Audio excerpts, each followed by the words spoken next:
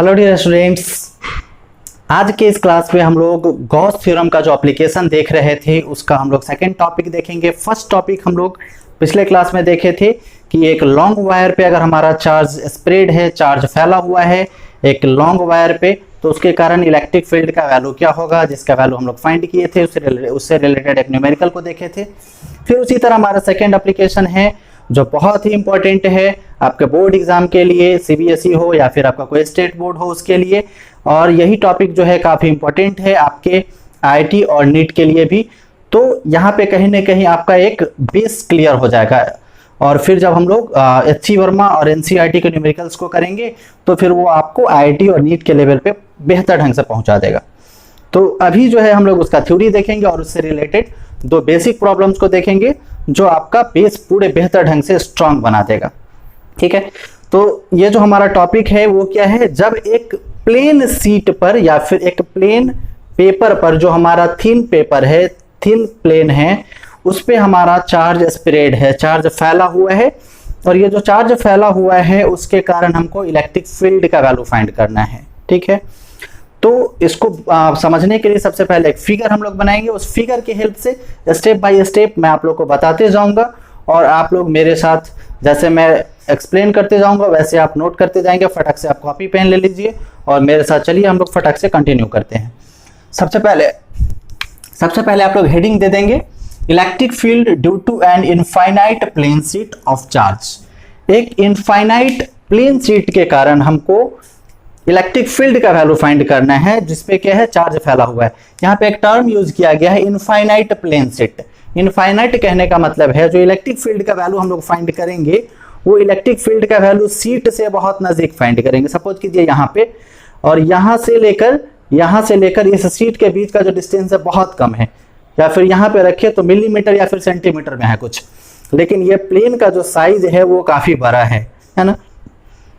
इसके वजह से ये जो हमारा डिस्टेंस है इस ऑब्जेक्ट के इस डिस्टेंस की तुलना में ये जो हमारा चार्ज जिस पे फैला हुआ है सीट पर, उस सीट का साइज बहुत बड़ा है। सीट का साइज बहुत बड़ा होने के कारण इसको इनफाइनाइटली कंसीडर किया जा रहा है। ठीक है, तो सबसे पहले आप लोग हेडिंग दे दिए होंगे उम्मीद है, electric field due to an infinite plane sheet of charge. अब आप मेरे साथ फिगर बनाइए और फिगर बनाने के बाद फिर हम लोग स्टेप बाय स्टेप मेंशन करते जाएंगे, जो भी हमारा थ्योरी वाला पोर्शन है उसको लिखते जाएंगे और धीरे धीरे फिगर को भी समझते जाएंगे। ठीक है, तो सबसे पहले एक फिगर बनाते हैं। एक लाइन ऐसे लीजिएगा, दूसरा लाइन इससे थोड़ा ऊपर से लीजिएगा और फिर इसको हम लोग ऐसे मिलाते हैं जैसे ये एक पूरे सीट का, मतलब एक प्लेन सीट का रूप में आ जाए। आपको एक फीलिंग आना चाहिए कि ये सीट है। आप चाहते तो ऐसे भी बना सकते थे, लेकिन ये मतलब अच्छा नहीं दिखता हमारा, इसकी वजह से हम लोग कुछ तिरछा सा इसको बनाते हैं। फिर इसके बाद हम लोग क्या करते हैं कि एक प्लेन शीट तो हम लोग ले लिए, अब इस पे क्या है, बहुत सारा चार्ज फैला हुआ है, इनफाइनाइट नंबर ऑफ चार्ज हमारा कुछ इस पे फैला हुआ है, और इनफाइनाइट नंबर ऑफ चार्ज फैला होने के कारण ये क्या होगा, इलेक्ट्रिक फील्ड लाइन प्रोड्यूस करेगा। इलेक्ट्रिक फील्ड लाइन जो प्रोड्यूस करेगा तो वो इलेक्ट्रिक फील्ड क्रिएट करेगा अपने चारों तरफ। ये चीज हम लोग पहले से जान रहे हैं, बस वही इलेक्ट्रिक फील्ड का वैल्यू हमको फाइंड करना है। अब यहाँ पे बहुत सारा चार्ज है, इनफाइनाइट नंबर ऑफ चार्ज है, जिसके कारण हमको इलेक्ट्रिक फील्ड का वैल्यू फाइंड करना है। तो पिछले सेशन में हम लोग देखे थे कि जब दो चार्ज के बीच में इलेक्ट्रिक फील्ड का वैल्यू फाइंड करना हो तो हम लोग कूलॉम्स लॉ को अप्लाई करवाते हैं। अगर 3, 4, 5, 6, 7 मतलब कुछ काउंटेबल नंबर ऑफ चार्ज के बीच में हमको इलेक्ट्रिक फील्ड फाइंड करना हो तो हम लोग सुपरपोजिशन प्रिंसिपल लगाते हैं। और जब इतना सारा चार्ज हो, infinite number of charge, uncountable number of charge हो, तो उस कंडीशन में हम लोग क्या करते हैं, गॉसियन सरफेस का यूज करते हैं। ठीक है, तो इसमें हम लोग क्या करेंगे, गॉसियन सरफेस का यूज करेंगे। तो हम लोग पहले स्टेप बाय स्टेप देखते हैं। सबसे पहले हमको क्या करना है, एक प्लेन शीट लेना है जिसपे हमारा चार्ज फैला हुआ हो। इसको हम लोग स्टेप बाय स्टेप साथ साथ लिखते जाते हैं। उम्मीद है कि आप लोग भी मेरे साथ फिगर बना लिए होइएगा। अब आप लिखना स्टार्ट करेंगे। Consider one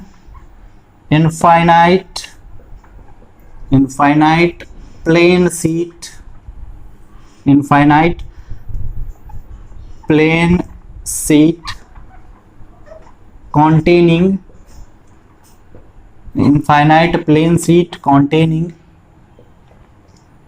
charge Q containing charge Q in its both side, in its both side। सबसे पहले हमको क्या करना है, एक लंबा सा इनफाइनाइट लंबा सा प्लेन शीट हमको लेना, एक ही प्लेन दीजिएगा, एक ही प्लेन इनफाइनाइट। यहां पे आप चाहे तो थिन लिख सकते हैं, infinite thin plane sheet, thin मतलब पतला सा, है ना। एक हमको इनफाइनाइट लंबा सा पतला सा शीट हमको लेना है जिसपे चार्ज Q इसके दोनों तरफ फैला हुआ है, मतलब ये जो हमारा शीट है इसके इस तरफ भी चार्ज रहेगा और फिर इस तरफ भी चार्ज रहेगा, दोनों तरफ चार्ज हमारा फैला हुआ है, ठीक है। फिर इसके बाद हमको क्या करना है, इस पे जो हमारा चार्ज है उस चार्ज का वैल्यू कितना हम लोग कंसीडर कर रहे हैं, चार्ज का वैल्यू हम लोग Q कंसीडर कर रहे हैं, ठीक। अब सरफेस पे चार्ज फैला हुआ है तो यहाँ पे क्या होगा, सरफेस चार्ज डेंसिटी, जैसे लाइन पे चार्ज फैला हुआ था तो क्या था, लीनियर चार्ज डेंसिटी लैम्डा था, इसी तरह यहाँ पे क्या है, सरफेस चार्ज डेंसिटी सिग्मा है। सरफेस चार्ज डेंसिटी को हम लोग सिग्मा से डिनोट करते हैं, तो यहाँ पे जो है सरफेस चार्ज डेंसिटी वो क्या है, सिग्मा है, ठीक है। और इस शीट का नाम आप चाहे तो कुछ ए दे सकते हैं, उससे कोई प्रॉब्लम नहीं है, ठीक। फिर इसके बारे में और हम लोग थोड़ा सा मेंशन करते हैं, this sheet containing the, this sheet is containing the surface charge density, surface charge density sigma. इस पे जो सरफेस पे जो चार्ज हमारा फैला हुआ है वो क्या है, सरफेस चार्ज डेंसिटी सिग्मा है, और सिग्मा इक्वल टू क्या होता है, ये आप लोग पहले से जानते हैं, चार्ज जो होता है हमारा, चार्ज जिसको हम लोग Q से डिनोट करेंगे और डिवाइडेड बाय एरिया, एरिया को हम लोग A से डिनोट कर लेते हैं, ठीक है। ये हमारा कंडीशन है अभी, ठीक। अब हमको क्या करना है, इलेक्ट्रिक फील्ड इंटेंसिटी का वैल्यू फाइंड करना है, वेरी केयरफुली समझिए, पूरा ध्यान से। इलेक्ट्रिक फील्ड इंटेंसिटी का वैल्यू फाइंड करना है। मान लीजिए यहाँ पे कोई P पॉइंट है, इस P पॉइंट पर हमको इलेक्ट्रिक फील्ड इंटेंसिटी का वैल्यू फाइंड करना है, जो कि ये जो हमारा सीट है, इमेजिन कीजिए कि सीट कुछ इस तरह से है, जो ऐसे लेटाया हुआ है वो कुछ इस तरह से है, तो यहाँ से ये कुछ r डिस्टेंस पे है, ये जो हमारा सीट है यहाँ से कुछ r डिस्टेंस पर एक P पॉइंट है जहां पर हमको इलेक्ट्रिक फील्ड इंटेंसिटी का वैल्यू फाइंड करना है, ठीक। इस चीज को भी हम लोग मेंशन कर देंगे। Now we have to find, now we have to find electric field intensity, electric field, या तो आप इलेक्ट्रिक फील्ड लिखिए या फिर इलेक्ट्रिक फील्ड इंटेंसिटी लिखिए, एक ही बात है, इलेक्ट्रिक फील्ड इंटेंसिटी या फिर electric field at point P, यहां से लिखते हैं फिर एट पॉइंट, हाँ at point P which is, comma देंगे यहाँ पे, विच इज एट डिस्टेंस। उम्मीद है कि आप लोग भी मेरे साथ लिख रहे होंगे, और मैं ऑलरेडी थोड़ा सा स्लो हूँ लिखने में, इसलिए आप बिल्कुल मेरे साथ चलते रहें। We have to find electric field intensity at point P, which is at distance r from the plane sheet, which is containing the charge। ये जो प्लेन शीट है इससे r दूरी पर एक P पॉइंट है जहां पर हमको इलेक्ट्रिक फील्ड इंटेंसिटी का वैल्यू फाइंड करना है, ठीक। फिगर को स्टेप बाय स्टेप समझते जाइए और स्टेप बाय स्टेप नोट भी करते जाइए। अब यहाँ पे चूंकि ना तो कूलम्ब्स लॉ अप्लाई हो सकता है, ना ही सुपरपोजिशन प्रिंसिपल अप्लाई हो सकता है, तो हमको क्या करना है कि गॉसियन सरफेस इमेजिन करना है।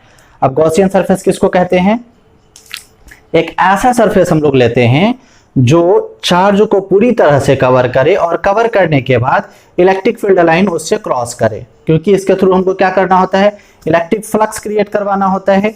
तो यहाँ सपोज कीजिए कि सीट पे जो चार्ज फैला हुआ है, यहाँ पे हम लोग किस चीज से इसको कवर कर सकते हैं, इसको हम लोग अगर सिलेंडर के अंदर रखे, सिलेंडर मतलब बेलन के अंदर रखे, तो ये इजीली कवर हो जाएगा। तो यहाँ जो हमारा गॉसियन सरफेस हम लोग लेंगे वो कौन सा लेंगे, सिलेंडर लेंगे। मैं आपको बता रहा हूँ, आप बोर्ड लेवल में बिल्कुल ऐसे ही लिखेंगे और ये कॉन्सेप्ट हो जाएगा आपका IIT और नीट के लिए, ठीक है। तो सबसे पहले यहाँ पे हम लोग क्या करेंगे, P को बाद में हम लोग लिख लेंगे। यहाँ पे हम लोग एक गॉसियन सरफेस ले लेते हैं। गॉसियन सरफेस जो हमारा एक सिलेंडर जैसा है, ठीक है, ये सिलेंडर है, इमेजिन कीजिए इस तरह से, और जो पीस ऑफ पेपर है हमारा, जो पेपर जहां पे चार्ज फैला हुआ है उसके इस तरफ भी सिलेंडर हम लोग रखेंगे और चार्ज इमेजिन करेंगे कि सिलेंडर उसको ऐसे पार करते हुए इस तरफ से भी क्रॉस कर रहा है, मतलब दोनों तरफ सिलेंडर है ना, इधर भी और इधर भी। फिर जो है वहां से हमारा इलेक्ट्रिक फील्ड लाइन क्रॉस करेगा, तो इधर और फिर इधर दोनों तरफ हमारा इलेक्ट्रिक, मतलब ये कुछ ऐसे है, बीच में ऐसे घुमा हुआ है, इसलिए इसको हम लोग डॉटेड लाइन से मिला सकते हैं। ठीक है, अब यहाँ पे इमेजिन कीजिए कि यहाँ पे हमारा P पॉइंट है, इस P पॉइंट पर हमको इलेक्ट्रिक फील्ड लाइन अप्लाई करना, जो अप्लाई हो रहा है वो हमको फाइंड करना है। यहाँ पे हमको इलेक्ट्रिक फील्ड लाइन का वैल्यू फाइंड करना है। ठीक है, उसी तरह इसी लाइन पे पीछे यहाँ पर P पॉइंट है, यहाँ पर भी हमको इलेक्ट्रिक फील्ड लाइन का वैल्यू फाइंड करना है। ठीक, अब हम लोग फिर इस पे मेंशन करेंगे, क्या मेंशन करेंगे, जो हम लोग गॉसियन सरफेस को इमेजिन किए हैं उस गॉसियन सरफेस के बारे में हम लोग लिखेंगे। और ये जो गॉसियन सरफेस है, ये सिलेंडर है, सिलेंडर हमारा एक कर्व होता है, बीच में ऐसे कर्व होता है और ऊपर भी हमारा क्या होता है, प्लेन, और नीचे भी प्लेन होता है, दोनों तरफ प्लेन होता है। तो ये जो हमारा प्लेन है इसका क्रॉस सेक्शन एरिया ए है। क्रॉस सेक्शन एरिया कहने का मतलब ये वो जो हमारा सर्किल जैसा होता है, अगर आप इस तरह से बनाए इसको तो कुछ इस तरह से होता है, तो ऊपर और नीचे हमारा सर्किल वाला पार्ट होता है सिलेंडर का। तो इस सर्किल का जो एरिया है, इस सर्किल का एरिया πr², इसको हम लोग ए इमेजिन कर रहे हैं कि इसका जो एरिया है वो क्या है, ए है। इसका जो सरफेस एरिया है वो ए है, इसको हम लोग सिर्फ ए लिख दे रहे हैं, इसको हम लोग सेंटेंस के रूप में यहाँ पर फिर लिखते हैं। अब आप मेरे साथ लिखना स्टार्ट करेंगे। Now we consider one Gaussian surface. Now we consider one Gaussian surface. Now we consider one Gaussian surface as cylinder. Now we consider one Gaussian surface as cylinder whose वहां पे कॉमा दे देंगे, फिर whose cross section area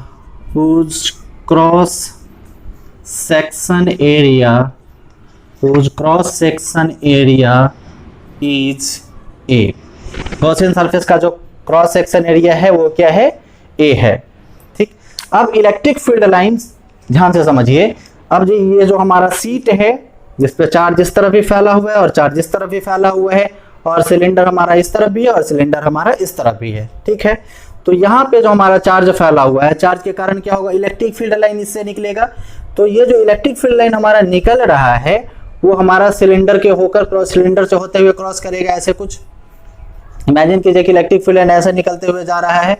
तो ये जो electric field line जा रहा है वो क्या है, ये कर्व पोर्शन के पैरेलल है, और यहाँ पर जो हमारा प्लेन वाला पोर्शन है, सिलेंडर का जो प्लेन वाला पोर्शन होता है उसके परपेंडिकुलर है। ठीक है, इस चीज को भी हम चाहे तो यहाँ पर मेंशन कर सकते हैं, तो कर देते हैं। Now electric field line is parallel to the curved surface. Now electric field line is parallel to the curved surface and perpendicular to the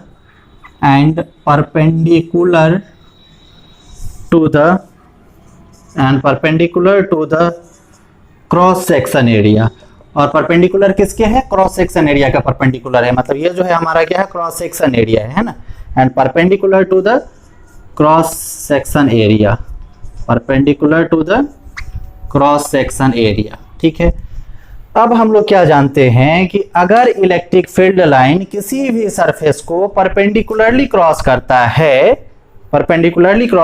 तो क्या प्रोड्यूस होता है, इलेक्ट्रिक फ्लक्स। ठीक है, तो यहां जो है इलेक्ट्रिक फील्ड लाइन इस सरफेस को परपेंडिकुलरली क्रॉस कर रहा है, तो इलेक्ट्रिक फील्ड लाइन जिस सरफेस से क्रॉस करता है वहां पर जो छोटा सा एरिया होता है उसको हम लोग क्या बोलते हैं, एरिया वेक्टर बोलते हैं।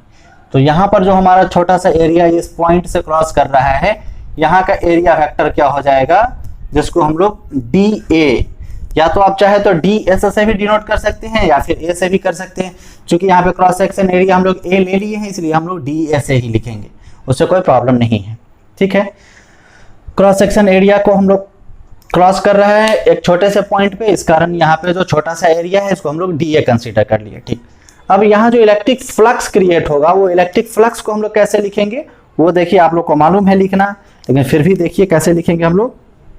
नाउ इलेक्ट्रिक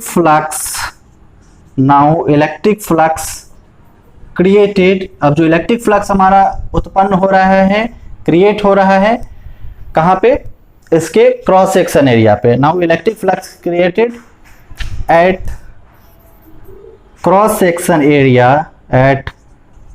सेक्शन एरिया, आप लोग भी नोट करते रहेंगे बिल्कुल मेरे साथ। Now the electric flux created at the cross section area, जो हमारा क्या होता है, इलेक्ट्रिक फ्लक्स फाई होता है, तो phi is equal to closed surface integral of, यहां पर जो हमारा इलेक्ट्रिक फील्ड है ई डॉट डी ए है यहां पर, तो डी ए दोनों का हमारा क्या होता है, डॉट प्रोडक्ट होता है। ठीक है, अब फिर हम लोग थोड़ा सा एक लाइनिंग ले लेते हैं, लाइनिंग के बाद इधर हम लोग लिखेंगे इस पोर्शन में, तो close surface integral of E vector dot D A vector, तो फिर हमारा क्या हो जाएगा, फाई इक्वल टू हमारा हो जाएगा closed surface integral of E D A cos theta, अब थीटा का जो हमारा वैल्यू है आपको मालूम है, इसमें जिस डायरेक्शन में हमारा इलेक्ट्रिक फील्ड है उसी डायरेक्शन में हमारा क्या है, एरिया वेक्टर का भी डायरेक्शन है। तो E D A cos theta मतलब कॉस 0 डिग्री हो जाएगा। कॉस 0 डिग्री का वैल्यू कितना होता है, 1 होता है। 1 से इसे मल्टीप्लाई करेंगे सेम हो जाएगा, मतलब फाई इक्वल टू क्या हो जाएगा, ई तो हमारा इस तरफ रहेगा ही रहेगा, इलेक्ट्रिक फील्ड हमारा इस तरफ रहेगा, क्लोज सरफेस इंटीग्रल ऑफ सिर्फ क्या बचेगा, D A, close surface integral of D A. E इस तरफ क्यों रखते हैं आप लोग को ऑलरेडी मालूम है, क्योंकि इलेक्ट्रिक फील्ड में जो भी हमारा टर्म है वो क्या सारा का सारा क्या है, कांस्टेंट है। इलेक्ट्रिक फील्ड का फॉर्मूला एक बार मैं फिर से रिपीट कर देता हूं, ई इक्वल टू क्या है, इलेक्ट्रिक फील्ड का फॉर्मूला आप लोग को सोते उठते हमेशा ध्यान में होना चाहिए। इलेक्ट्रिक फील्ड का फॉर्मूला क्या है, Q by 4 pi epsilon naught into R square. यहाँ पर चार्ज का वैल्यू अगर 5 कूलम, 10 कूलम, 20 कूलम इस तरह से कुछ भी हो तो वो हमारा क्या है, एक कांस्टेंट टर्म है। 1/4 पाई एप्सिलॉन नॉट का वैल्यू भी कांस्टेंट है, और आर जो हमारा डिस्टेंस है यहाँ से यहाँ के बीच का वो भी हमारा फिक्स है, मतलब सारा का सारा क्या है, कांस्टेंट है। इस वजह से इलेक्ट्रिक फील्ड को हम लोग क्या करते हैं, बाहर कर देते हैं। ठीक, उसके बाद जो हमारा एरिया है, एरिया हमारा वेरिएबल है। ये जो एरिया है एक छोटा सा एरिया, हम लोग छोटा सा एरिया को कंसीडर कर रहे हैं जहां से इलेक्ट्रिक फील्ड लाइन क्रॉस कर रहा है, तो बड़ा सा एरिया हमारा क्या है, पूरा एरिया। तो यहाँ जो है पूरा एरिया हमारा कौन सा हो जाएगा, पूरा एरिया को हम लोग ऑलरेडी क्या मान लिए हैं, ए मान लिए हैं ऑलरेडी, इसको हम लोग ए कंसीडर कर लिए कि इसका क्रॉस सेक्शन एरिया क्या है, ए है। लेकिन इसी तरह का जो फेनोमेनन है, इसी तरह का जो घटना है इधर भी हो रहा है और इधर भी हो रहा है, दोनों तरफ हो रहा है। मतलब कि दो तरफ का इसका क्रॉस सेक्शन एरिया, एक तरफ इधर पाई आर स्क्वायर, इधर पाई आर स्क्वायर, मतलब इधर ए और इधर ए, मतलब 2a। इसका इधर का क्रॉस सेक्शन एरिया और इधर का क्रॉस सेक्शन एरिया, मतलब यहाँ पर जो क्लोज सरफेस इंटीग्रल ऑफ हमारा dA है वो क्या हो जाएगा, 2 इंटू ए। 2 क्यों लगा पता है ना, एक इधर का क्रॉस सेक्शन एरिया ले रहे हैं और एक इधर का क्रॉस सेक्शन एरिया ले रहे हैं, और एक का हमारा जो क्रॉस सेक्शन एरिया वो ए है, तो 2 का कितना हो जाएगा, 2a। तो इसके बाद हम लोग क्या करेंगे, 2a ले लेंगे, E इंटू 2a। ये किसका वैल्यू आ गया, फाई का, मतलब इलेक्ट्रिक फ्लक्स का वैल्यू हमारा आ गया। उम्मीद है कि आप लोग मेरे साथ नोट कर रहे थे तो नोट कर चुके होंगे। अगर नोट नहीं कर पाए हैं तो फटाक से आप पॉज करके नोट कर लीजिए, या फिर उससे बेटर है कि आप स्क्रीनशॉट ले लीजिए, आप इसको बाद में नोट कर सकते हैं। और फिर इसके बाद क्योंकि मैं ऊपर से अभी इरेज करने वाला हूं, तो आप फटाक से पॉज करके स्क्रीनशॉट ले लीजिए, फिर हम लोग ऊपर से इरेज करके आगे की तरफ कंटिन्यू करते हैं। फिर आपको क्या करना है, अच्छा अब हम लोग गॉस थ्योरम को थोड़ा सा ध्यान में लाएंगे, क्योंकि गॉस थ्योरम का ही एप्लीकेशन पढ़ रहे हैं, तो गॉस थ्योरम का तो यूज होना इसमें नॉर्मल सी बात है। फ्रॉम गॉस थ्योरम, अब गॉस थ्योरम से आप लोग क्या जानते हैं, from the definition of Gauss theorem, वो देखिए, from the definition of Gauss theorem या फिर गॉस लॉ, जो भी आप कंफर्टेबल हो वो लिख ले, कोई प्रॉब्लम नहीं है। From the definition of Gauss law, Gauss law के डेफिनेशन से हम लोग क्या जानते हैं, जो इलेक्ट्रिक फ्लक्स होता है यानी फाई, जो इलेक्ट्रिक फ्लक्स होता है वो क्या होता है, जो चार्ज अवेलेबल है उसका 1/ε0 टाइम्स होता है। जो चार्ज अवेलेबल है क्यू, उसका 1/ε0 टाइम्स होता है।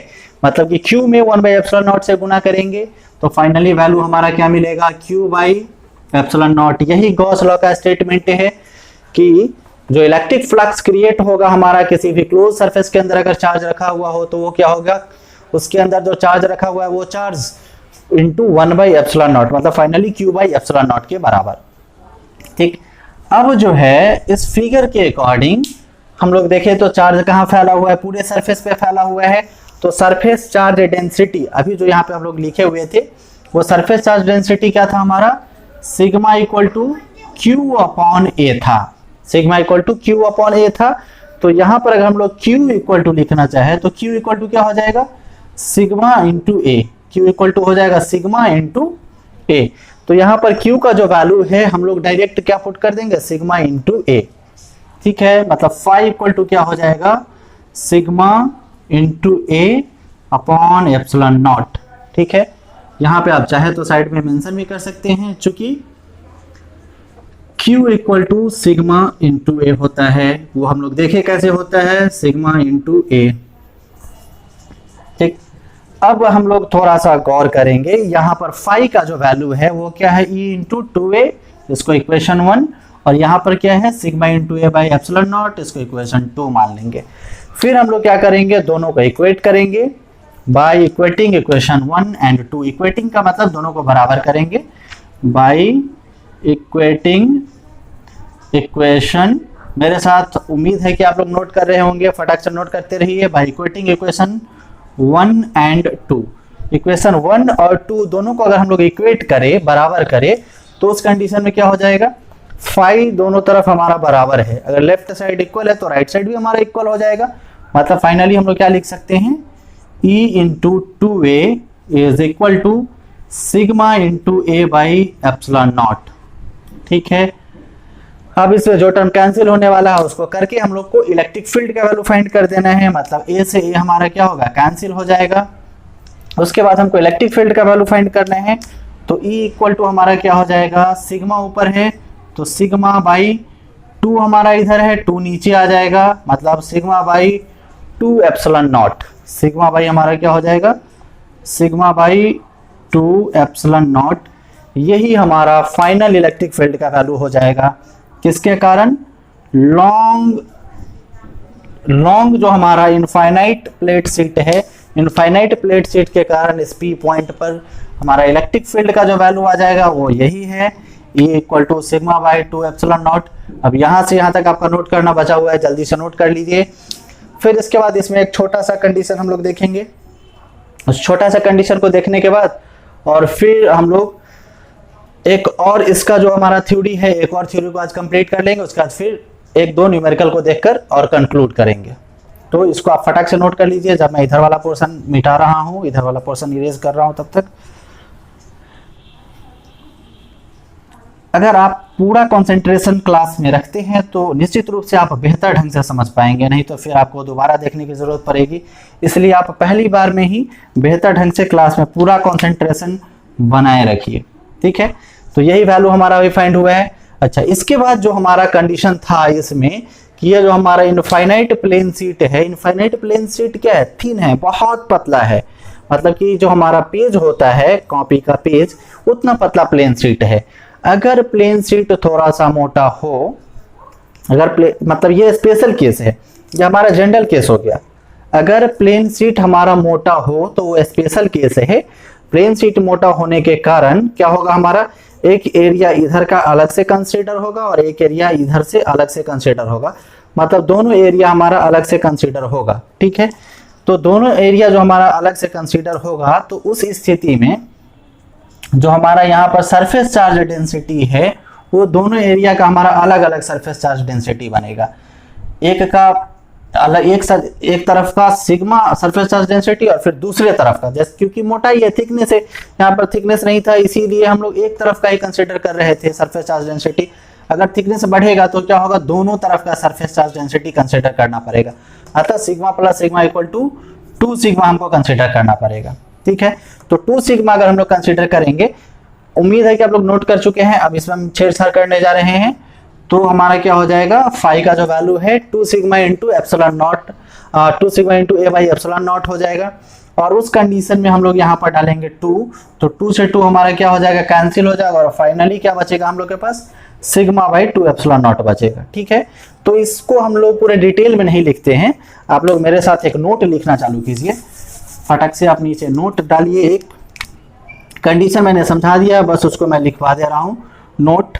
ये हमारा स्पेशल कंडीशन है, if the thickness of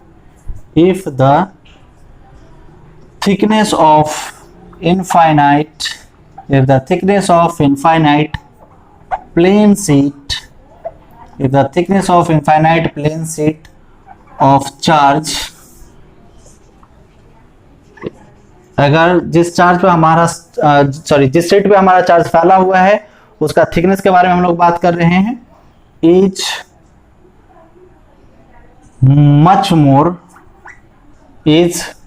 much more मतलब बहुत ज्यादा हो, अगर मच मोर हम लोग यूज कर रहे हैं यहाँ पर बहुत ज्यादा के रूप में, then we take surface charge density, surface charge density जो सिग्मा है, सरफेस चार्ज डेंसिटी हमारा सिग्मा है, उसके बारे में बात कर रहे हैं। We take surface charge density of both side, surface charge density हम लोग क्या कर रहे हैं, दोनों तरफ का, इस तरफ का भी और इस तरफ का भी, दोनों तरफ का हम लोग कंसीडर कर रहे हैं। ठीक है, सो द वैल्यू ऑफ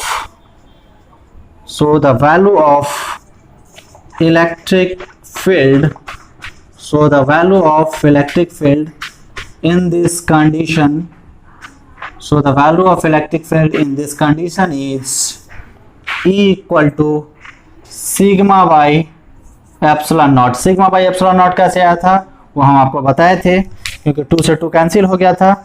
और ये जो है आपका ऑब्जेक्टिव क्वेश्चन के रूप में पूछ सकते हैं कि अगर जो हमारा इनफाइनाइट प्लेन शीट है वो थिक हो, काफी ज्यादा थिकनेस है उसका, कुछ थिकनेस के कारण जो है उसका इलेक्ट्रिक फील्ड इंटेंसिटी का वैल्यू हमारा क्या होगा। तो मतलब कि अगर ये फॉर्मूला नहीं पढ़े होंगे तो फटक से ध्यान में रहेगा, नहीं सिग्मा बाई 2 एप्सिलॉन नॉट ही होगा। तो थिन और थिक दोनों में डिफरेंस हम लोग ध्यान में रखेंगे कि अगर थिन इनफाइनाइट प्लेन शीट होगा तो उस कंडीशन में थिन वाले में क्या हो जाएगा, E electric field equal to sigma by 2 epsilon naught. ये कब होगा, जब हमारा थिन प्लेन शीट होगा, जब हमारा पतला सा प्लेन शीट होगा तो ये वाला फॉर्मूला, और जब मोटा सा प्लेन शीट होगा, थिक प्लेन शीट होगा तो ये वाला फॉर्मूला। इसको आप फटाक से पॉज करके स्क्रीनशॉट ले लीजिए कि बाद में नोट कर लीजिएगा, अगर नोट नहीं किया होइएगा तो उम्मीद है कि आप लोग नोट कर ही लिए होंगे। इसके बाद बहुत ही इंटरेस्टिंग टॉपिक हम लोग पढ़ने जा रहे हैं, जो हमारा थर्ड है, वो भी ऐसा ही है जैसा ये टॉपिक था, बिल्कुल वो भी वैसा ही है और इससे कहीं ज्यादा इंटरेस्टिंग है और इजी भी है। अगर इस टॉपिक को आप लोग समझ गए होंगे तो वो टॉपिक भी आप बेहद आसानी से समझ लेंगे, उसमें कुछ भी नहीं और वो बहुत ज्यादा आसान है। जैसे इसमें हमारा एक प्लेन शीट था, उसमें हमारा क्या रहेगा, 2 प्लेन शीट रहेगा। Same topic, electric field due to infinite plane sheet of charge. जब हम लोग के पास 2 infinite plane sheet of charge होगा तो उस कंडीशन में वो इलेक्ट्रिक फील्ड किस तरह से क्रिएट करेगा, इसको हमको देखना है। बहुत केयरफुली समझिएगा, बहुत ज्यादा इंपॉर्टेंट है आपके बोर्ड के लिए भी और आईटी और नीट के लिए भी। हम लोग फिगर बना लेते हैं जो हमारा 2 इनफाइनाइट प्लेन पैरेलल शीट जैसा होना चाहिए। ठीक है, तो इस तरह से कुछ हम लोग फिर जैसा फिगर हम लोग बनाए थे पिछला, प्लेन शीट, उसी तरह से प्लेन शीट, 2 प्लेन शीट बनाएंगे। एक हमारा ये हो गया, फिर दूसरा आप लोग कॉपी में भी गौर कीजिएगा कि जितना जहाँ पे इसका हाइट है वहीं से शुरू कीजिएगा, तभी ये पैरेलल होगा। मतलब ये लाइन जहाँ पे है वहीं से हमको शुरू करना है, ये वाला लाइन। फिर ये वाला लाइन जहाँ से हमारा शुरू था यहीं से आप शुरू कीजिएगा। मेरा हो सकता है कि थोड़ा बोर्ड के कारण ऊपर नीचे हो जाए, लेकिन आपके कॉपी में जो लाइनिंग होगा उसके अकॉर्डिंग आप कीजिएगा। और दोनों जितना इसका थिकनेस उतना इसका भी थिकनेस दिखना चाहिए, हो सके मेरा थोड़ा मोटा पतला चलेगा, लेकिन आप लोग ऐसा नहीं कीजिएगा।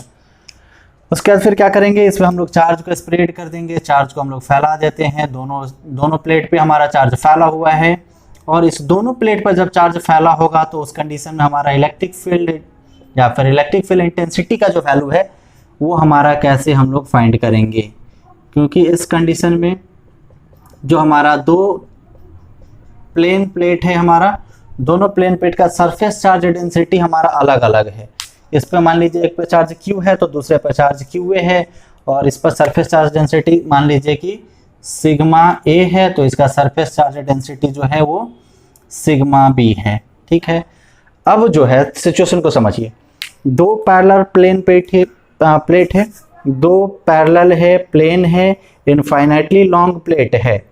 ठीक है, तो दोनों पे हमारा चार्ज डिस्ट्रीब्यूटेड है, दोनों पतला है, दोनों थिन है। थिक के बारे में बात नहीं करना है, थिन है मतलब कि चार्ज जैसे इधर फैला हुआ है वैसे इधर भी फैला हुआ है, इसमें भी सेम है, दोनों एक दूसरे के पैरेलल है।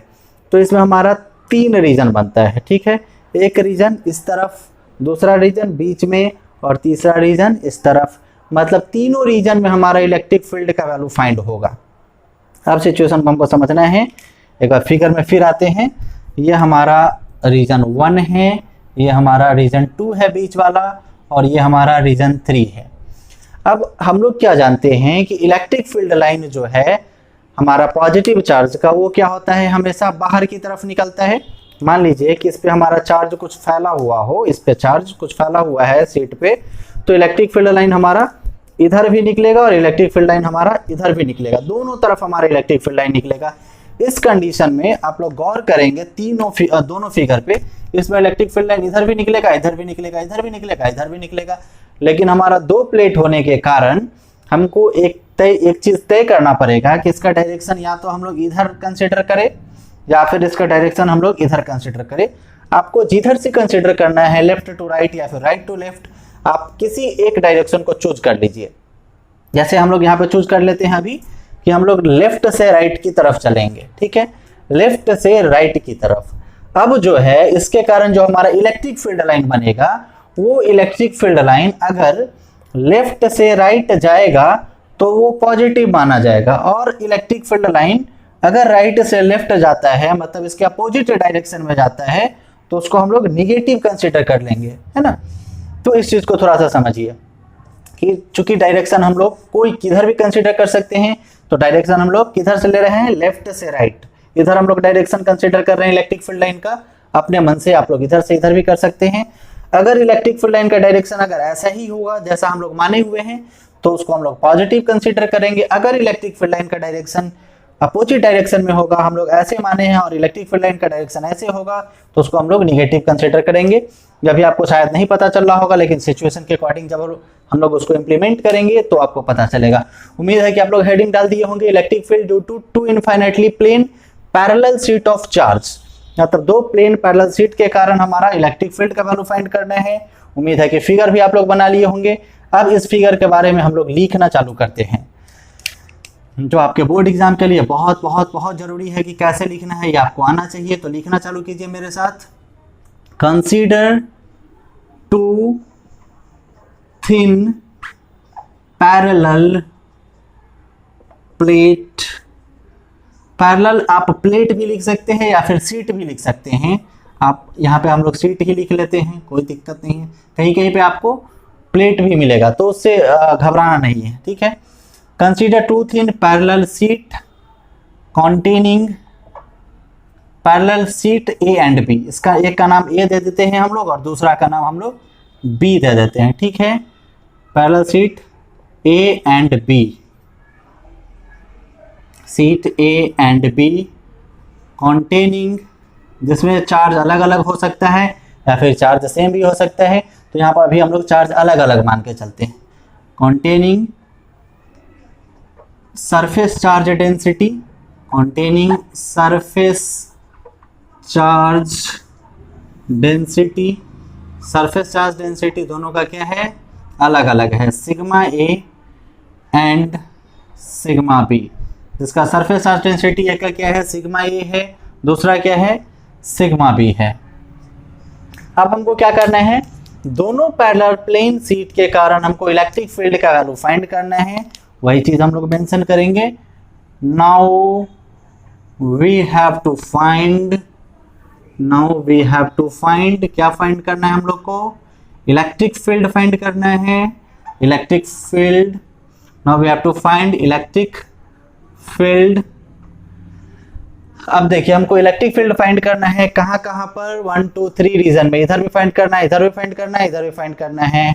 Now we have to find electric field due to both parallel plates, both parallel plates, plates ही मेरे को बार बार याद आता रहा है, आप सीट्स, बोथ पैरेलल सीट्स लिखिए या प्लेट्स लिखिए, बोथ पैरेलल सीट्स। अब दोनों पैरेलल सीट के कारण हमको इलेक्ट्रिक फील्ड का वैल्यू फाइंड करना है। अब थोड़ा सा हम लोग रिमाइंड करेंगे अभी जस्ट जो हम लोग पढ़े हैं उसको। One parallel plate parallel seat के कारण जो है हमारा वो इलेक्ट्रिक फील्ड का वैल्यू हमारा कितना आया था, E equal to sigma by 2 epsilon naught. ठीक है, तो अगर एक पैरेलल सीट के बारे में अगर हम लोग बात करें, एक पैरेलल सीट के बारे में अगर बात करें, तो यहाँ का हमारा सरफेस चार्ज डेंसिटी क्या है, सीट ए का सिग्मा ए, तो ये क्या हो जाएगा sigma A divided by 2 epsilon naught, ये इलेक्ट्रिक फील्ड इसका हो गया। फिर अगर बी सीट के बारे में बात करें, सीट बी का हमारा सरफेस चार्ज डेंसिटी क्या है, सिग्मा बी, तो इसका जो हमारा इलेक्ट्रिक फील्ड का वैल्यू होगा वो क्या हो जाएगा, electric field equal to sigma B by 2 epsilon naught. Clear है दोनों, एक हो जाएगा हमारा sigma A by 2 epsilon naught, दूसरा क्या हो जाएगा sigma B by 2 epsilon naught. इसको हम लोग अलग अलग फाइंड नहीं करेंगे क्योंकि ये वैल्यू ऑलरेडी हमारा फाइंड किया हुआ है। आपको अगर बोर्ड एग्जाम्स में भी पूछते हैं फिर भी आपको अलग अलग फाइंड करने की जरूरत नहीं है, ये आपको ऑलरेडी मालूम है। ठीक है, आप इस चीज को इसमें मेंशन कर देंगे, क्या मेंशन करेंगे, we know the surface charge density, we know the electric field, we know the electric field due to, we know the electric field due to, we know the electric field due to single plate, single plane plate, मतलब one plane plate के बारे में हम लोग बात कर रहे हैं, one plane plate, one plane sheet, और प्लेट जो लिखना है वो लिख सकते हैं आप, single plane sheet is E equal to sigma by 2 epsilon naught. हम लोग पहले से जानते हैं, क्या जानते हैं, electric field due to single plane sheet is E equal to sigma by 2 epsilon naught होता है, ये अभी अभी हम लोग पढ़े हैं। अब हम लोग को इलेक्ट्रिक फील्ड जो फाइंड करना है वो 3 रीजन में, first region, second region and third region. अब ध्यान से समझिए, यहाँ पे जो हमारा प्लेट है वो कुछ इस तरह का है, ये दोनों एक दूसरे का पैरेलल है, इस पे चार्ज फैला हुआ है, इस पे भी चार्ज फैला हुआ है, इस पे surface charge density sigma A, इस पे surface charge density sigma B. अब इस दोनों प्लेट के कारण एक इधर हमारा इलेक्ट्रिक फील्ड बनेगा, एक दोनों के बीच में इलेक्ट्रिक फील्ड और एक थर्ड में इलेक्ट्रिक फील्ड बनेगा। तीनों को हम लोग बारी बारी से लिखते हुए देखते हैं। तो सबसे पहले हम लोग फर्स्ट रीजन में देखते हैं, इलेक्ट्रिक फील्ड इन रीजन 1 या फिर फर्स्ट रीजन, आप जैसे कंफर्टेबल हो वैसे लिख लीजिए, इलेक्ट्रिक फील्ड इन रीजन 1। अब रीजन 1 में हमारा इलेक्ट्रिक फील्ड कैसे फाइंड होगा ये हमको देखना है। यहाँ पे सपोज कीजिए कि हमको इलेक्ट्रिक फील्ड देखना है P पॉइंट पर, तो अब ये जो हमारा पॉजिटिव चार्ज है, पॉजिटिव चार्ज इलेक्ट्रिक फील्ड कैसे क्रिएट करेगा, मान लीजिए यहाँ पे ये सीट है, ये सीट ऐसे है, तो ये हमारा इलेक्ट्रिक फील्ड इस डायरेक्शन में अप्लाई कर रहा है। ठीक है, यहाँ पर ये भी हमारा सीट है, ये भी इलेक्ट्रिक फील्ड इस डायरेक्शन में ही अप्लाई कर रहा है, मतलब दोनों सीट हमारा इलेक्ट्रिक फील्ड लाइन इसी डायरेक्शन में अप्लाई कर रहा है, किधर से किधर, right to left, right to left, मतलब ये अपने लेफ्ट साइड में इलेक्ट्रिक फील्ड अप्लाई कर रहा है, ये भी अपने लेफ्ट साइड में इलेक्ट्रिक फील्ड अप्लाई कर रहा है। ध्यान से समझेंगे कि यहाँ से जो इलेक्ट्रिक फील्ड लाइन निकल रहा है वो भी लेफ्ट साइड में कुछ ऐसे जा रहा है, ऐसे लेफ्ट साइड में जा रहा है, यहाँ से जो निकल रहा है वो भी लेफ्ट साइड में जा रहा है। तो इलेक्ट्रिक फील्ड इन रीजन 1 में हम लोग क्या मेंशन करेंगे, electric field line, electric field line in region 1, in this region लिख दीजिए, रीजन 1 तो ऑलरेडी हम लोग लिखे हुए हैं, इन दिस रीजन, रीजन मतलब क्षेत्र, in this region goes in left direction, किस डायरेक्शन में जा रहा है? लेफ्ट डायरेक्शन में जा रहा है। इलेक्ट्रिक फील्ड का जो वैल्यू है रीजन 1 में वो लेफ्ट डायरेक्शन में जा रहा है। अब लेफ्ट डायरेक्शन में एक इलेक्ट्रिक फील्ड हमारा ए के कारण मान लिया जाए, electric field due to A, electric field इधर हमारा जा रहा है किसके कारण? ए के कारण। फिर बी के कारण हमारा उधर जा रहा है, तो इधर हम लोग क्या मेंशन करेंगे? Electric field due to B, मतलब दोनों इलेक्ट्रिक फील्ड हमारा इसी डायरेक्शन में जा रहा है। अब आपको ये जो डायरेक्शन हम लोग माने थे उसका रियल मकसद पता चलेगा। इलेक्ट्रिक फील्ड का डायरेक्शन हम लोग कैसे माने थे? इस डायरेक्शन में, लेकिन इलेक्ट्रिक फील्ड जा किधर रहा है? इस डायरेक्शन में। तो इस डायरेक्शन में जो हमारा इलेक्ट्रिक फील्ड जा रहा है तो उसके डायरेक्शन को हम लोग क्या कंसीडर करेंगे? निगेटिव, क्योंकि जिस डायरेक्शन में हम लोग माने थे इधर की तरफ, उधर तो आ नहीं रहा है, इधर की तरफ जा रहा है, तो इधर की तरफ जो है हमारा इलेक्ट्रिक फील्ड का वैल्यू हम लोग निगेटिव कंसीडर करेंगे। ठीक है, तो electric field in this region goes in left direction, left direction में जा रहा है। E equal to finally total electric field हमारा क्या हो जाएगा? टोटल इलेक्ट्रिक फील्ड जो है हमारा E इक्वल टू क्या हो जाएगा? Electric field due to plate A plus electric field due to plate B। अब electric field due to plate A आपको पता चल चुका होगा और electric field due to plate B ये भी आपको पता चल चुका होगा। किसके हेल्प से? ये जो हमारा फॉर्मूला है इसके हेल्प से। अभी थोड़ी देर पहले हम लोग देखे भी थे कि इलेक्ट्रिक फील्ड ड्यू टू ए अगर हम लोग लिखना चाहे तो ए का जो हमारा सरफेस चार्ज डेंसिटी है वो क्या है? सिग्मा ए, और यहाँ पर क्या है? सिग्मा। बस एक नॉर्मल सा चेंज करना है हमको। यहाँ पे क्या हो जाएगा?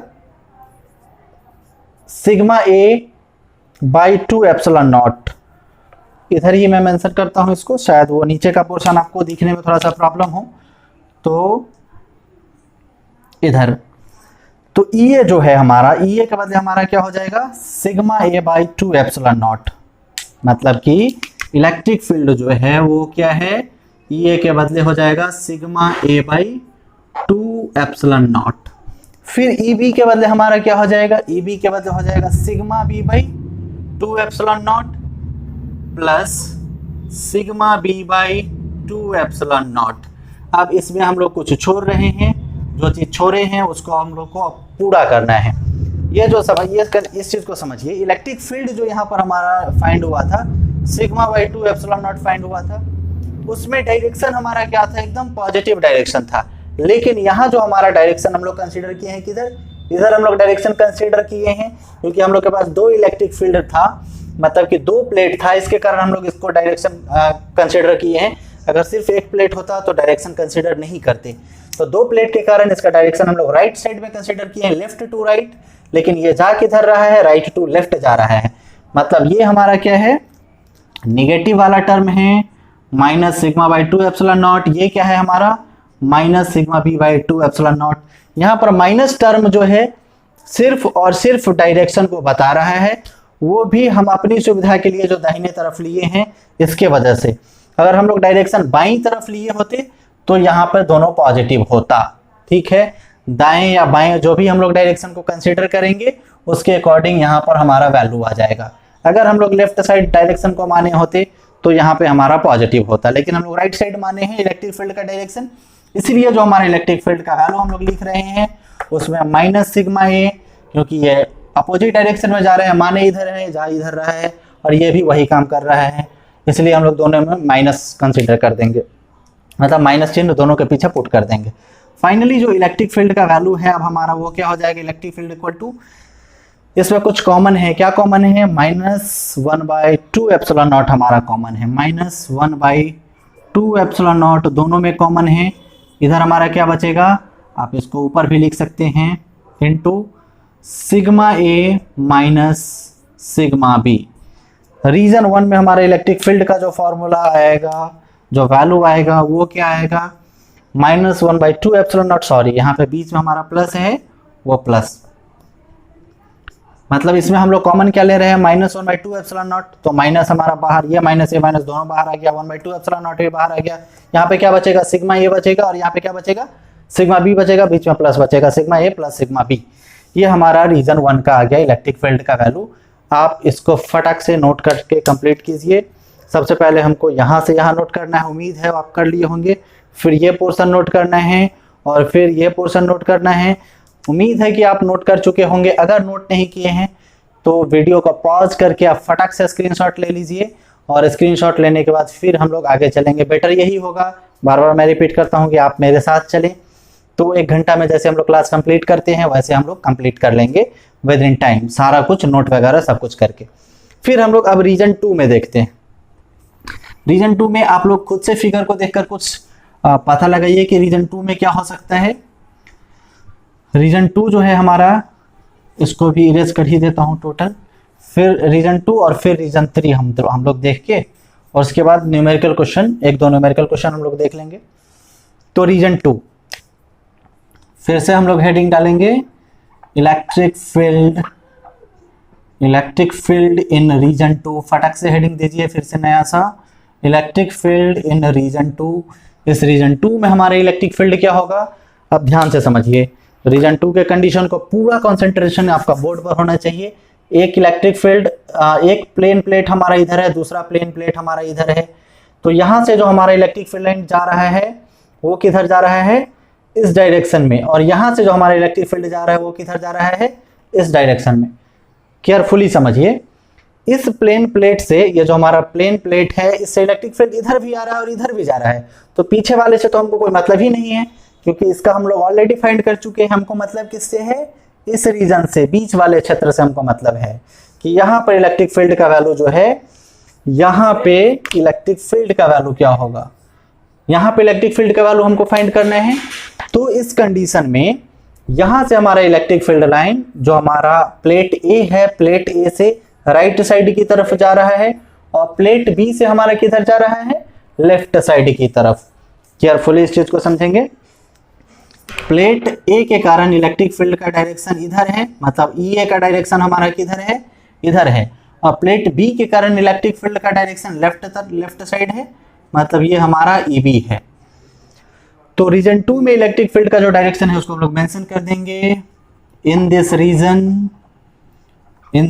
रीजन आप लोग मेरे साथ नोट करते रहेंगे। In this region the direction of electric field, the direction of E B लिखने से आप लोग समझ जाएंगे। Electric field due to plate B, electric field due to plate B is towards the left. Electric field B के कारण जो है वो किधर है, बाएं तरफ। या मैं लिख ही देता हूं, electric field due to plate A is in right direction and due to plate B is in left direction. Due to plate A is in right direction,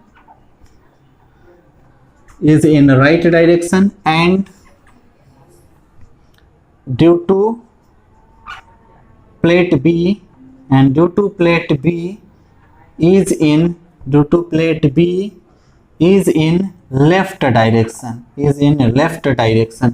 इसको लिखने से ज़्यादा जरूरी है कि इस चीज़ को आप लोग समझिए, है ना। अगर आप समझते हैं तो इस चीज़ को खुद से भी आप लिख सकते हैं सारी बातों को। The direction of electric field due to plate A is in right direction and due to plate B is in left direction. इसको आप अपने लैंग्वेज में भी चाहे तो मेंशन कर सकते हैं। अब इसके बाद जो है ई ए और ई बी का जो हमारा वैल्यू है उसको हमको डालना है। मतलब फाइनली इसमें जो इलेक्ट्रिक फील्ड होगा वो इलेक्ट्रिक फील्ड क्या हो जाएगा, ई ए प्लस ई बी। जो इलेक्ट्रिक फील्ड यहाँ पे अप्लाई हो रहा है दोनों को हम लोग क्या करेंगे, ऐड कर देंगे। अच्छा, अब ए के कारण जो हमारा इलेक्ट्रिक फील्ड है वो राइट डायरेक्शन में है। ध्यान से समझिए, इलेक्ट्रिक फील्ड के कारण हमारा जो प्लेट ए के कारण जो हमारा इलेक्ट्रिक फील्ड है वो हमारा राइट डायरेक्शन में है। मतलब कि ई ए जो वैल्यू है हमारा इलेक्ट्रिक फील्ड का वो हमारा राइट डायरेक्शन में है। तो हम लोग इलेक्ट्रिक फील्ड का फॉर्मूला अभी जस्ट पढ़े हैं, क्या, सिग्मा बाई 2 एप्सिलॉन नॉट। तो ए के कारण क्या हो जाएगा, sigma A by 2 epsilon not. आप इसको यहाँ पे डाल देंगे, sigma A by 2 epsilon naught, और प्लस फिर बी के कारण हमारा किधर जा रहा है, लेफ्ट डायरेक्शन में। तो ये जो वैल्यू है ये हमारा पॉजिटिव, क्योंकि जो डायरेक्शन हम लोग कंसिडर किए हैं और जो डायरेक्शन हम लोग कंसिडर किए हैं उसी डायरेक्शन में ए का वैल्यू हमारा जा रहा है। तो ये हमारा पॉजिटिव, और बी के कारण हमारा क्या हो रहा है, लेफ्ट साइड में जा रहा है, मतलब ये क्या हो जाएगा, negative, minus sigma B by 2 epsilon naught. अब इस कंडीशन में हम लोग क्या करेंगे कि दोनों का जो हमारा वैल्यू है इसको आप ब्रैकेट में चाहे तो ले सकते हैं। अब दोनों में जो कॉमन है उसको हम लोग अलग कर लेते हैं, तो क्या कॉमन है, 1/2 एप्सिलॉन नॉट हमारा कॉमन है, और हम लोग के पास बचता क्या है, sigma A minus sigma B. मतलब फाइनली जो हमारा सेकेंड रीजन में इलेक्ट्रिक फील्ड का जो वैल्यू है वो क्या हो जाएगा, electric field equal to 1/2 epsilon naught into sigma A minus sigma B. Finally इसको आप नोट कर लेंगे, उम्मीद है कि आप लोग मेरे साथ ही नोट कर लिए होंगे, अगर नहीं किए होंगे तो फटाक से आप इसको नोट कर लीजिए। पॉज करके नहीं होता तो आप स्क्रीनशॉट भी ले सकते हैं। फिर इसके बाद हम लोग रीजन 3 में देखेंगे, सेम टॉपिक हमारा रहेगा, इलेक्ट्रिक फील्ड इन रीजन 3 हो जाएगा। बस इलेक्ट्रिक फील्ड हमारा रीजन 3 में क्या होगा इसको हम लोग केयरफुली समझते हैं, इलेक्ट्रिक फील्ड इन रीजन 3। अब रीजन 3 में समझिए कि इलेक्ट्रिक फील्ड लाइन जो यहाँ से हमारा आ रहा है प्लेट ए और प्लेट बी से, प्लेट ए से हमारा इस डायरेक्शन में जाएगा रीजन 3 में, मतलब पॉजिटिव डायरेक्शन में जा रहा है। जिधर हम लोग इमेजिन किए थे इलेक्ट्रिक फील्ड लाइन का डायरेक्शन उधर ही हमारा जा रहा है इलेक्ट्रिक फील्ड लाइन इस डायरेक्शन में, मतलब ये हमारा पॉजिटिव हो गया। और फिर हमारा बी प्लेट के कारण भी इसी डायरेक्शन में जा रहा है, मतलब दोनों हमारा क्या हो रहा है, पॉजिटिव डायरेक्शन में ही जा रहा है। दोनों इलेक्ट्रिक फील्ड लाइन प्लेट ए के कारण भी और प्लेट बी के कारण भी दोनों हमारा पॉजिटिव डायरेक्शन में ही जा रहा है। पॉजिटिव डायरेक्शन कहने का मतलब क्या, जिस डायरेक्शन को हम लोग एज्यूम किए थे कि जिस डायरेक्शन में इलेक्ट्रिक फील्ड लाइन जाएगा उसी डायरेक्शन में जा रहा है। मतलब कि जो हमारा थर्ड रीजन है, थर्ड रीजन में यहाँ पर इलेक्ट्रिक फील्ड लाइन हमारा इस डायरेक्शन में जा रहा है, किसके कारण, ए के कारण। फिर हमारा इसी डायरेक्शन में जा रहा है किसके कारण, बी के कारण। मतलब इलेक्ट्रिक फील्ड लाइन जो है रीजन 3 में दोनों पॉजिटिव डायरेक्शन में जा रहा है। इस चीज को हम लोग यहाँ पे मेंशन कर सकते हैं, इन दिस रीजन नोट करते रहिए मेरे साथ आप लोग, in this region electric field, in this region electric field goes, या फिर आप ट्रेवल्स भी लिख सकते हैं, travels in the positive direction और राइट डायरेक्शन। पॉजिटिव डायरेक्शन क्यों, पॉजिटिव डायरेक्शन मैं जानबूझकर लिख रहा हूँ इसलिए क्योंकि जो डायरेक्शन हम लोग एज्यूम किए थे उसी डायरेक्शन में जा रहा है, पॉजिटिव डायरेक्शन और राइट डायरेक्शन। राइट मतलब दाहिने साइड वाला डायरेक्शन में जा रहा है, फिगर के राइट डायरेक्शन में जा रहा है। In this region electric field travels in the positive direction और in the right direction. Electric field जो हमारा पॉजिटिव डायरेक्शन का ही या फिर राइट डायरेक्शन का ही है उसमें जा रहा है।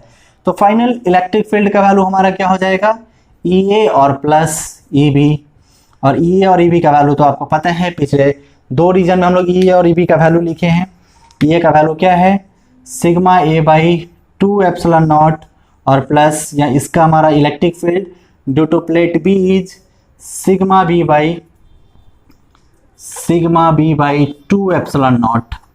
फाइनली हम लोग इसमें से कॉमन ले लेंगे, क्या कॉमन लेंगे, 1/2 एप्सिलॉन नॉट हमारा कॉमन है, ऊपर हमारा बचता है sigma A plus sigma B. ये हो जाएगा हमारा electric field in the region 3। ठीक है, फटक से इसको आप नोट करके कंप्लीट कीजिए, बहुत इंपॉर्टेंट टॉपिक है। उम्मीद है आप लोग बहुत बेहतर ढंग से समझे भी होंगे। इससे रिलेटेड हम लोग 1-2 न्यूमेरिकल को देखते हैं, जो न्यूमेरिकल बहुत ही इंटरेस्टिंग है और इजीली सॉल्व होने वाला है, और कहीं ना कहीं वो आपको आपका जो IIT है या फिर नीट है उससे रिलेट करेगा। इससे रिलेटेड न्यूमेरिकल आपका कभी भी आपके बोर्ड एग्जाम में नहीं आता है, बस थ्योरी पूछ सकते हैं। तो आप इसको स्क्रीनशॉट लेकर फटाक से नोट कर लीजिए, या फिर उम्मीद है कि आप लोग नोट कर चुके होंगे। तो फिर इससे रिलेटेड हम लोग न्यूमेरिकल को देखते हैं।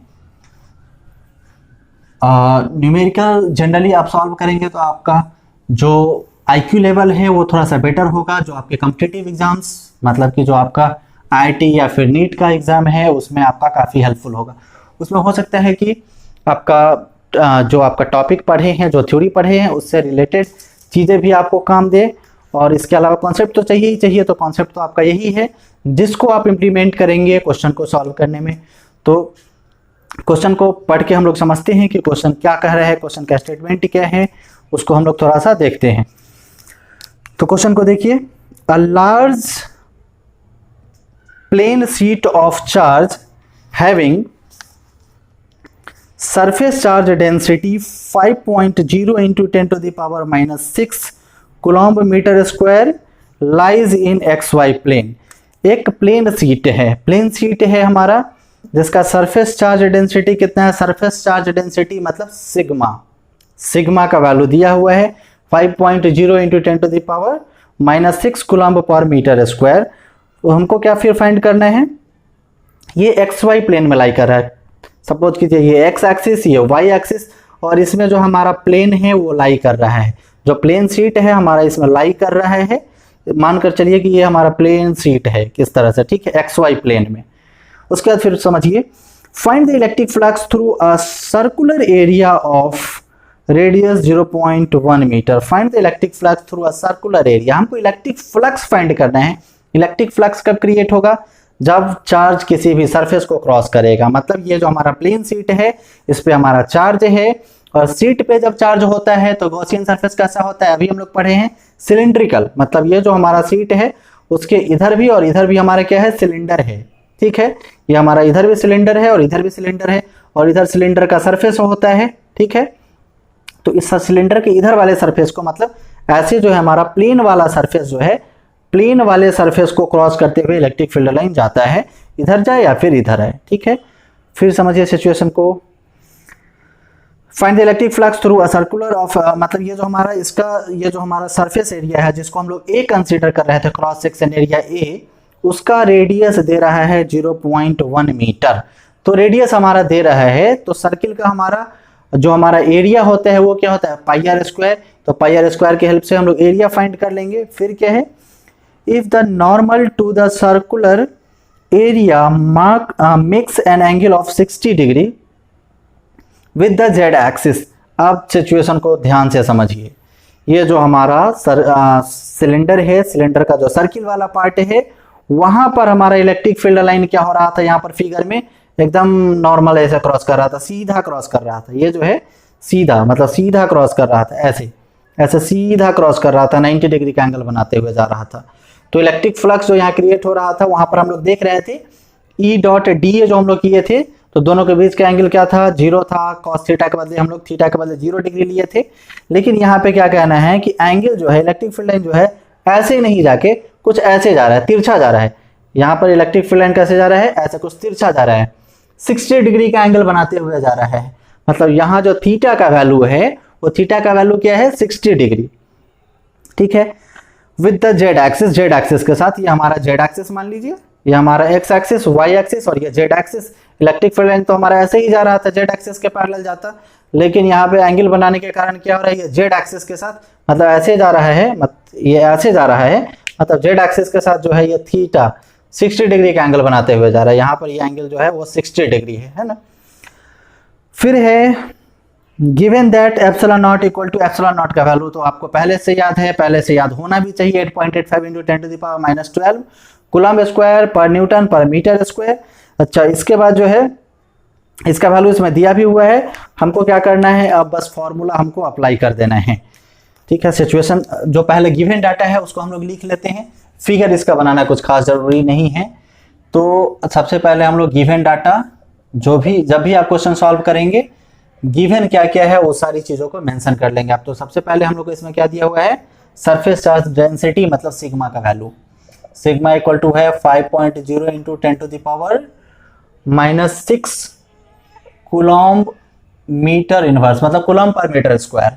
सरफेस चार्ज डेंसिटी का हमारा ऐसा यूनिट यही होता है, हम क्लासरूम में पढ़ाए भी थे कि सरफेस चार्ज डेंसिटी क्या होता है, चार्ज अपॉन एरिया होता है। तो चार्ज का क्या होता है ऐसा यूनिट, कूलम्ब, और एरिया का metre square, coulomb per metre square, ठीक है।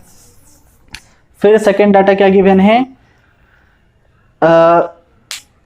रेडियस हमारा दिया हुआ है। रेडियस हमारा क्या है, 0.1 मीटर। रेडियस किसके लिए दिया हुआ है, for cross section area, 0.1 metre radius, 0.1 metre for cross section area, for cross section area radius 0.1 है फॉर क्रॉस सेक्शन एरिया के लिए, ठीक है। उसके बाद फिर हमारा क्या है, एप्सिलॉन नॉट का वैल्यू हमको तो पहले से पता होता है।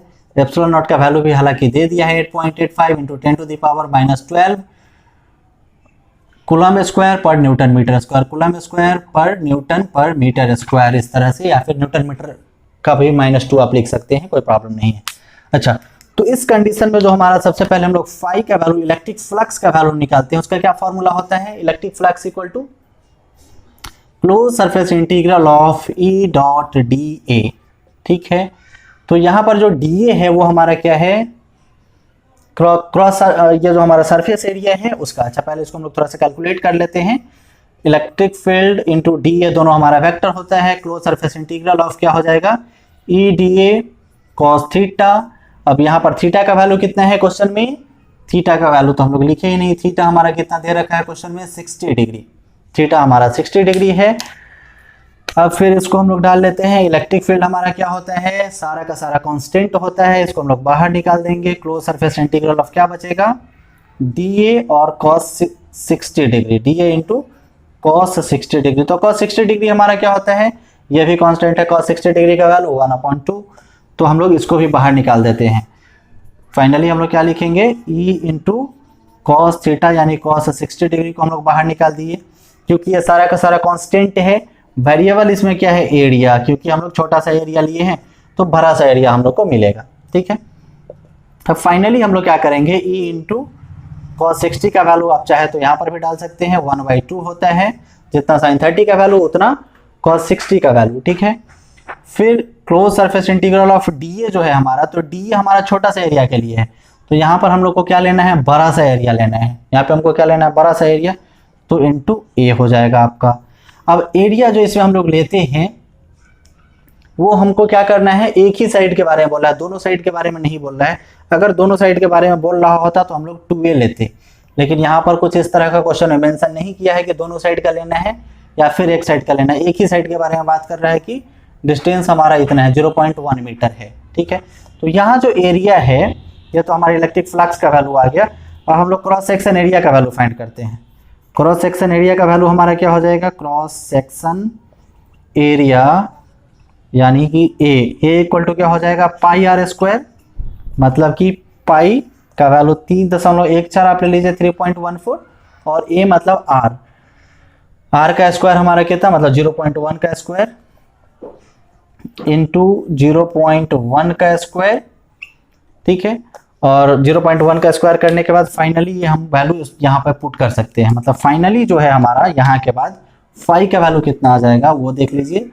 फाई इक्वल टू हो जाएगा हमारा ई इंटू 1/2, या फिर आप e/2 भी लिख सकते हैं। इंटू ए के बाद हम लोग लिखेंगे 3.14 इंटू 0.1 का स्क्वायर, 3.14 इंटू 0.1 का स्क्वायर। इलेक्ट्रिक फ्लक्स का वैल्यू फाइंड करने के बाद यहाँ पे हम लोग फिर एक पैरेलल शीट के कारण जो इलेक्ट्रिक फील्ड का वैल्यू होता है उसको लिखेंगे। क्या होता है? σ/2 एप्सिलॉन नॉट। फाइनली हम लोग इलेक्ट्रिक फील्ड के बदले σ/2 एप्सिलॉन नॉट जो है इसको पुट करेंगे। तो हमारा फॉर्मूला क्या बनेगा? Phi equal to σ/2 epsilon naught, और 2 पहले से हमारा अवेलेबल है, इंटू 2 और इंटू 3.14 इंटू 0.1 का स्क्वायर। ओके, फिर सिग्मा का जो वैल्यू है हमारा क्वेश्चन में ये हमारा दिया हुआ है 5 into 10 to the power -6, 5 into 10 to the power -6 divided by 2 into epsilon naught. 2 to the 4 direct हम लोग डाल देते हैं। और एप्सिलॉन नॉट का वैल्यू हमारा कितना होता है? 8.85 into 10 to the power -12, 8.85 into 10 to the power -12 into 3.14 into 0.1 का स्क्वायर।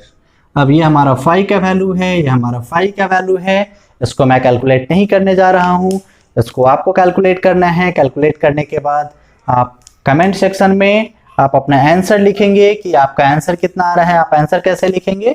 1 लिखकर डॉट देंगे और यहाँ पर आंसर डाल देंगे। इलेक्ट्रिक फ्लक्स का जो वैल्यू आएगा उसका आंसर। ठीक है, फटाक से जो लोग नहीं नोट किए हैं वो लोग इसको फटाक से नोट कर लीजिए। उम्मीद है कि बहुत सारे लोग नोट कर भी लिए होंगे। जो लोग नहीं किए हैं वीडियो को पॉज कीजिए, फटाक से स्क्रीनशॉट लीजिए और इसको अपने कॉपी में अच्छे से नोट कर लीजिएगा। और फाई का जो वैल्यू आता है, जो हमारा फर्स्ट क्वेश्चन हम लोग देखे हैं, फर्स्ट क्वेश्चन के फाई के वैल्यू का आंसर आप लोग कमेंट बॉक्स में कमेंट करके बताइएगा कि कितना आया है, तभी समझ में आएगा कि आप लोग क्वेश्चन को सॉल्व किए हैं। फिर इसके बाद जो है हमारा सेकंड क्वेश्चन, एक और क्वेश्चन हम लोग देखेंगे, उसके बाद हम लोग फाइनली रहने देंगे, फिर हम लोग कल क्लास देखेंगे। एक और क्वेश्चन जो हम लोग पैरेलल प्लेट देखें, इससे रिलेटेड बहुत ही बेहतरीन क्वेश्चन है, इसको आप देखिए। Two large thin metal plates are parallel, दो हमारा लार्ज थिन प्लेट है, दो हमारा लंबा सा पतला सा प्लेट है जो दोनों एक दूसरे के पैरेलल है, and close to each other as shown in figure, दोनों एक दूसरे के क्या है, नजदीक भी है, जैसा कि फिगर में दिखाया गया है। इसके बाद on their inner faces the plates have surface charge density of opposite sign and magnitude of 17 × 10⁻⁻12 coulomb per metre square. और इसका जो इनर सरफेस है उस पर सरफेस चार्ज डेंसिटी दोनों में क्या है, सेम है और अपोजिट है। जैसे सपोज कीजिए कि एक पे सरफेस चार्ज डेंसिटी सिग्मा है तो दूसरे पे भी सरफेस चार्ज डेंसिटी कितना है, सिग्मा है, और दोनों क्या है, एक दूसरे का अपोजिट है, और वैल्यू भी उसका दिया हुआ है, कितना दिया हुआ है, 17 × 10⁻⁻22 कूलम्ब पर मीटर स्क्वायर, उतना ही इस पर, बस निगेटिव में। फिर क्या है, हमको फाइंड करना है व्हाट इज, पहला कंडीशन इलेक्ट्रिक फील्ड फाइंड करना है to the left side of plate, फिर सेंटर में इलेक्ट्रिक फील्ड का वैल्यू, फिर right side of the plate हमको इलेक्ट्रिक फील्ड का वैल्यू फाइंड करना है। ठीक है, तो चलिए सिचुएशन को हम लोग फटाक से देख लेते हैं। सबसे पहले जो हमारा फिगर दिया हुआ है इसको हम लोग बना देते हैं। यह हमारा दूसरा क्वेश्चन का सॉल्यूशन है। एक प्लेट है, फिर हमारा क्या है, दूसरा प्लेट है, दोनों प्लेट का सरफेस चार्ज डेंसिटी, एक का सिग्मा एक का माइनस सिग्मा, और फिर दोनों का वैल्यू हमारा दिया हुआ है। गिवन डाटा जो है हमारा उसको हम लोग पहले मेंशन करेंगे। सिग्मा का वैल्यू कितना दिया हुआ है, 17 पॉइंट समथिंग है, 17.0 × 10⁻⁻22, 17.0 ×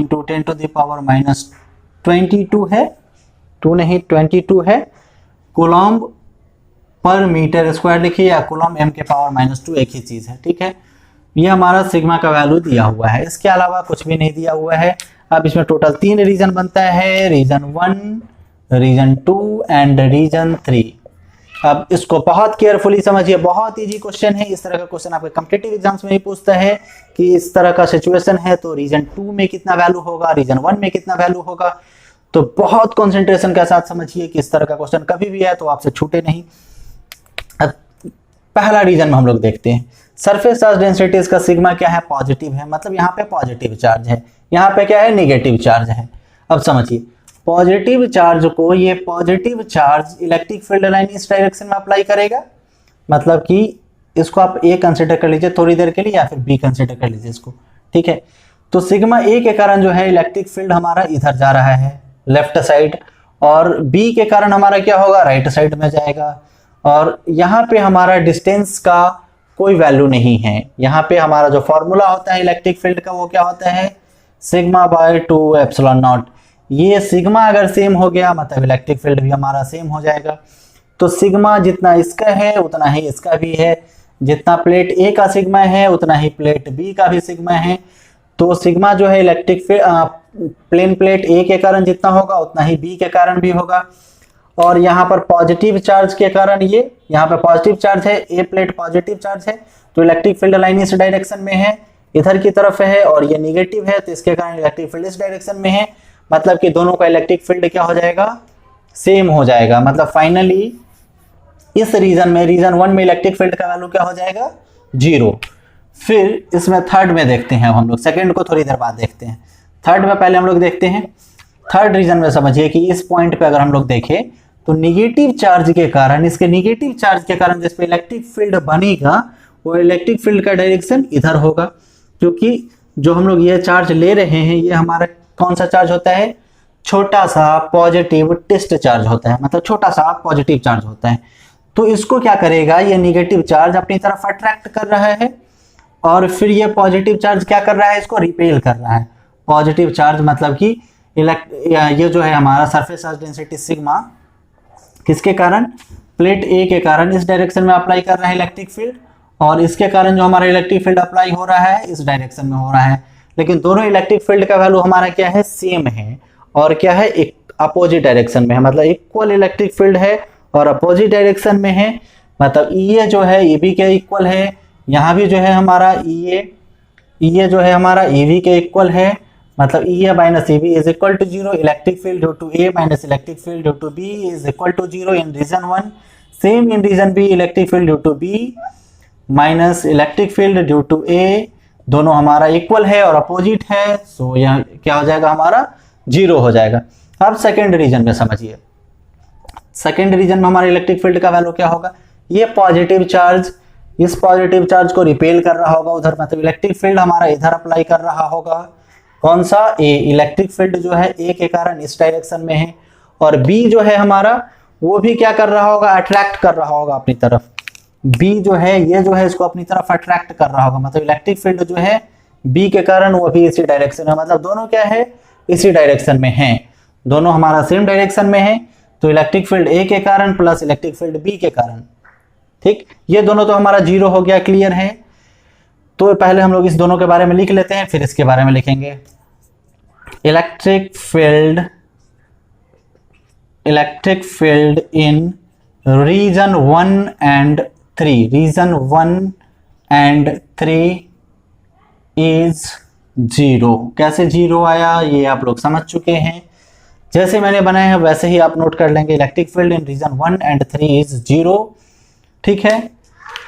अच्छा, क्योंकि यहाँ पे electric field of A electric field of B equal और अपोजिट था, यहाँ भी सेम सिचुएशन था, इलेक्ट्रिक फील्ड ऑफ बी और electric field of A equal और अपोजिट था, जिसके कारण हमारा जीरो हो गया। अब इन रीजन 2, ये हमारा रीजन 1 और 2 हो गया। अब हम लोग देखते हैं इन, सॉरी ये 1 और 3 था, अब रीजन 2 देखते हैं। इन रीजन 2 इलेक्ट्रिक फील्ड का वैल्यू हमारा क्या होगा, इलेक्ट्रिक फील्ड जो हमारा किस डायरेक्शन में जा रहा है, एक ही डायरेक्शन में, goes in right direction, electric field जो है हमारा राइट डायरेक्शन में अप्लाई हो रहा है ना। In region 2 electric field goes in right direction due to both plates, दोनों प्लेट के कारण जो है इलेक्ट्रिक फील्ड हमारा किधर जा रहा है, राइट डायरेक्शन में जा रहा है, ठीक है। तो यहाँ जो इलेक्ट्रिक फील्ड का वैल्यू हमारा फाइनली है E इक्वल टू क्या है, electric field of plate A और plus electric field of plate B, ठीक है। अब जो सिचुएशन है इसको थोड़ा सा हम लोग समझेंगे। तो electric field of plate A जो है हमारा, इसका वैल्यू कितना होता है, electric field of plate A sigma by 2 epsilon not, क्योंकि इसका सरफेस चार्ज डेंसिटी सिग्मा है और इसका भी सरफेस चार्ज डेंसिटी कितना है, सिग्मा है, और डायरेक्शन सेम है, तो इसका भी क्या हो जाएगा, सिग्मा बाई 2 एप्सिलॉन नॉट, दोनों जुड़ेगा एक एक तो क्या हो जाएगा 2। यहाँ पर निगेटिव क्यों हम लोग नहीं लिखे हैं, क्योंकि डायरेक्शन दोनों का सेम है, हम लोग डायरेक्शन की वजह से प्लस माइनस सिंबल डालते हैं। सरफेस चार्ज डेंसिटी का हमारा वैल्यू हमेशा पॉजिटिव होगा, मतलब कि 2 सिग्मा बाई 2 एप्सिलॉन नॉट, 2 हमारा कैंसिल, फाइनली क्या बचेगा, सिग्मा बाई एप्सिलॉन नॉट।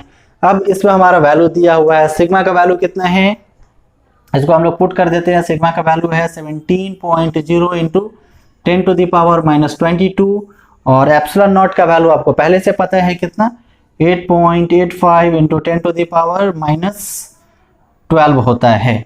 अब 8.85 और इसमें आप कैंसिल करेंगे और फाइनली इसको इससे कैंसिल कर मतलब कैलकुलेट करने के बाद जो आपका वैल्यू आएगा इसको आप कमेंट में डालेंगे, ऐसे डालेंगे 2 पॉइंट लिखकर, मतलब 2 सेकंड क्वेश्चन का आंसर लिख के आप भेजेंगे, कमेंट करेंगे, तभी मुझे पता चलेगा कि आपने क्वेश्चन को देखा है और क्वेश्चन को सॉल्व किया है, ठीक है। तो इसको आप ऊपर से नीचे तक फटाक से नोट कर लीजिए। इसके बाद इससे रिलेटेड जो भी आपके HC वर्मा में न्यूमेरिकल होगा, NCERT में न्यूमेरिकल होगा, उसका अलग से सेशन रहेगा, HC वर्मा के न्यूमेरिकल का और NCERT के न्यूमेरिकल का, जो आपके लेवल को बूस्टअप करेगा। एक और इम्पॉर्टेंट चीज़, आप सबसे पहले आप स्क्रीनशॉट लेकर नोट कर लीजिए, या फिर नोट कर लिए होंगे तो बहुत अच्छा। सबसे पहले आप क्या करेंगे कि जो क्लास में डेली हम लोग पढ़ रहे हैं उसको डेली का आप डेली कंप्लीट करते जाएंगे। इससे क्या होगा कि जब भी हम लोग न्यूमेरिकल को सॉल्व करेंगे HC वर्मा या फिर NCERT, उस समय आपका कॉन्सेप्ट बिल्कुल क्लियर रहेगा और आप बेहतर ढंग से उसको समझ पाएंगे। अगर आप रिवीजन नहीं किए रहेंगे तो आपको कुछ भी समझ में नहीं आएगा और फिर आप प्रॉब्लम में होंगे, और यही प्रोसेस अगर कंटिन्यू रहा तो फिर आपको फाइनली आपका जो बोर्ड एग्जाम होगा या फिर आपका जो कोई भी कॉम्पिटिटिव एग्जाम होगा उसमें आप प्रॉब्लम फेस करेंगे। तो इसीलिए आप लोग से एक रिक्वेस्ट है कि जो आप जिस दिन पढ़ रहे हैं उसी दिन आप नोट्स कंप्लीट कीजिए, उसी दिन उसको अच्छे से पढ़कर समझकर कंप्लीट कर लीजिए और फ्यूचर में बेहतर करने का कोशिश कीजिए। तो थैंक्स। फिर हम लोग मिलते हैं नेक्स्ट क्लास में, और तब तक के लिए आप लोग अपना ख्याल रखिएगा, अच्छे से रहिएगा। Bye bye.